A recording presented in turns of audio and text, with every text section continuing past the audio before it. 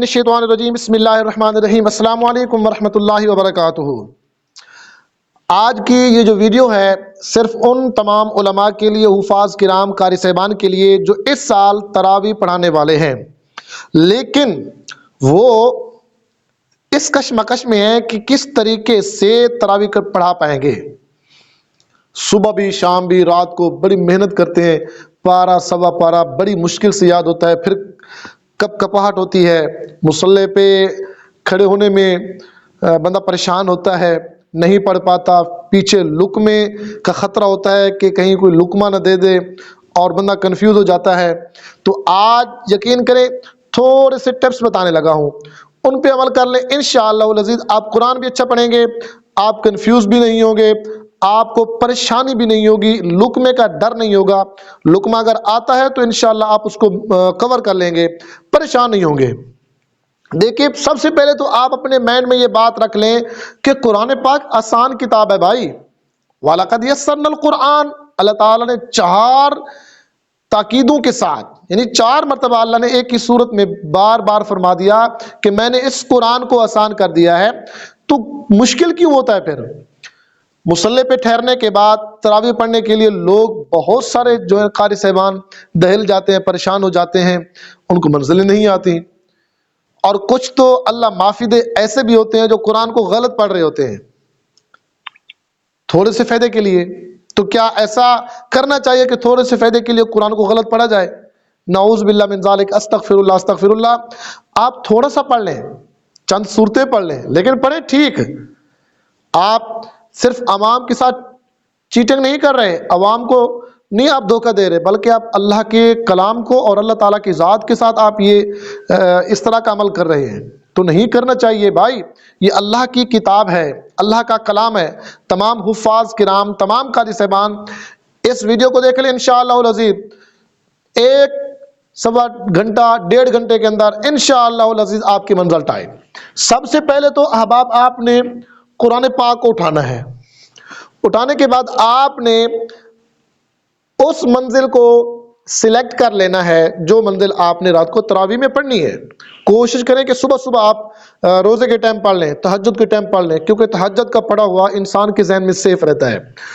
آپ ایک پارے کو سلیکٹ کرتے ہیں، اس پارے کے 20 پیج ہیں، اب آپ نے جو یاد کرنے کا طریقہ ہے اس کو نوٹ کرنا ہے انشاءاللہ العزیز۔ اس طریقے پر آپ جو ہے نا، چاہے آپ مصلی پہ ٹھہرے ہوں گے، آپ کی چاہے آنکھیں بند ہوں، لیکن آپ کی نگاہ، آپ کا تصور، آپ کا ذہن قرآن میں گھوم رہا ہوگا۔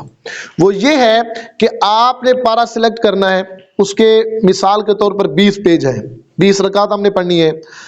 اب ہر رکعت کے لیے ایک پیج کو سلیکٹ کر لیں، اس ایک پیج کو آپ نے 10 منٹ آپ نے اس پیج کو اچھے طریقے سے پڑھنا ہے۔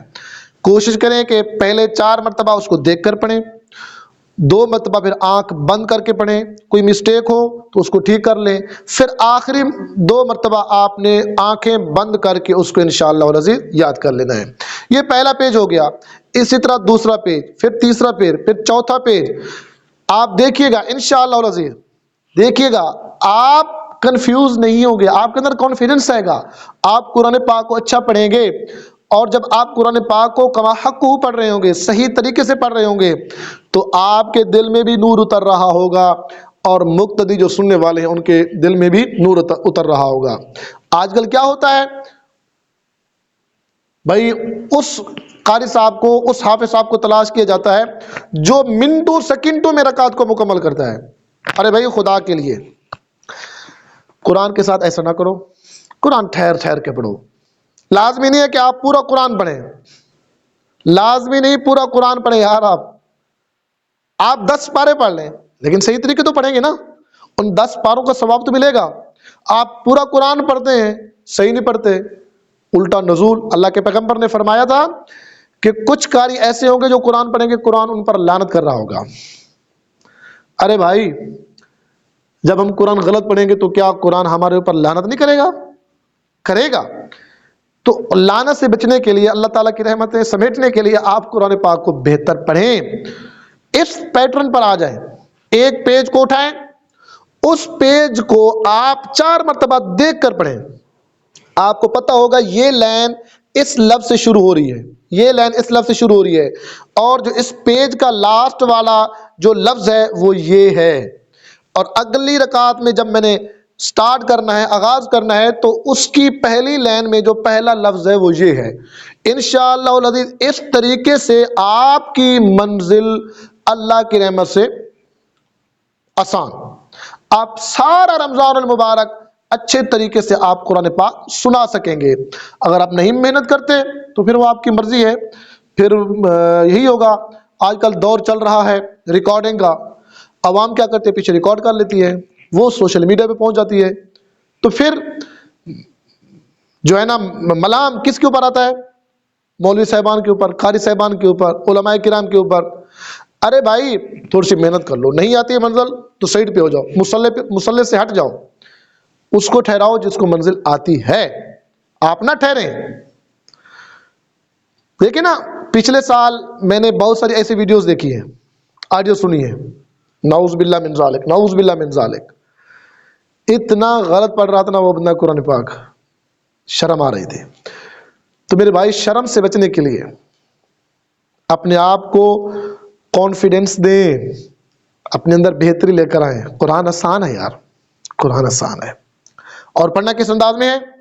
آپ لوگ کیا کرتے ہیں، ہم لوگ کیا کرتے ہیں، ایک ہی سانس میں سورۃ الفاتحہ پڑھ لی، ختم، آدھا پیج ایک سانس میں پڑھ لیا، فر فر فر فر فر فر فر فر فر، نہ پڑھنے والے کو سمجھ آ رہی ہوتی ہے، نہ پیچھے سننے والے کو سمجھ آ رہی ہوتی ہے۔ ارے بھائی ٹھہر ٹھہر کے پڑھو، جب اللہ نے کہہ دیا ورتل القرآن ترتیلا، ٹھہر ٹھہر کے پڑھو، تو آپ اور میں کون ہوتے ہیں اس کو تیز پڑھنے والے، فر فر پڑھنے والے؟ بات ہوئی آگے نا، ہمارے مائنڈ میں ہوتا ہے کہ ہم جو ہے نا اپنی جماعتیں کو جلدی فارغ کر دیں، یہ ہم سے خوش ہو جائیں۔ ارے بھائی ہم نے رب کو خوش کرنا ہے، اپنے اللہ کو خوش کرنا ہے، اپنے نبی کو خوش کرنا ہے، تو ورتل القرآن ترتیلا، ٹھہر ٹھہر کے پڑھو۔ اور اللہ کے پیغمبر نے فرمایا زین القرآن باصواتکم، قرآن کو مزین کرو اپنی آوازوں کے ساتھ۔ کتنی خوبصورت بات ہے کہ آپ قرآن پاک کو بہتر طریقے سے، خوبصورت آواز میں، خوبصورت لحن میں، اچھے انداز میں، خوش مزاج میں پڑھیں، تاکہ جس کا کلام ہے وہ بھی خوش ہو اور جو سن رہے ہیں وہ بھی خوش ہو۔